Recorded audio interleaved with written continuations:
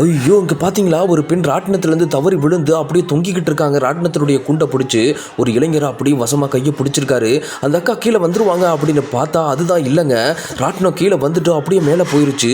கூட்டத்தில இருக்கக்கூடிய ஒரு இளைஞர் ஓடி போய் ராட்டினத்து மேல ஏறி அந்த அக்காவ காப்பாத்தணும்னு சொல்லி ஓடி போயிட்டு இருக்காரு. ஏன்னா, அந்த அக்கா எவ்வளோ நேரம் தான் தாங்கி பிடிச்சுக்கிட்டு இருக்க முடியும் சொல்லுங்க பார்ப்போம். அந்த அக்காவ அந்த உள்ராட்டினத்துக்குள்ள எப்படியாவது போயிருங்கக்கா அப்படின்னு சொல்லி இந்த மேல இளைஞரும், கீழ இருக்கக்கூடிய மக்களும் கத்திக்கிட்டு இருக்காங்க. அந்த சகோதரியும் எப்படியாவது உள்ள போயிரணும்னு சொல்லி கஷ்டப்பட்டு முயற்சி செய்றாங்க. இருந்தாலும் கைய விட்டா அப்படியே தவறி விழுந்துருவோமோ அப்படின்னு பயந்து கெட்டியா கைய பிடிச்சுக்கிட்டு இருக்காங்க. கீழ இருந்து ஓடி வந்த இளைஞர் அந்த அக்காவை காப்பாத்துறதுக்காக மேல் ராட்டினத்துல ஏறிட்டாருங்க. அக்கா கையை என்கிட்ட கொடுங்க, தைரியமா உள்ள போங்க அப்படின்னு சொல்லி அந்த 2 இளைஞர்களுடைய உதவியினால அந்த சகோதரியை உள்ள அனுப்பி வைக்கிறாங்கங்க.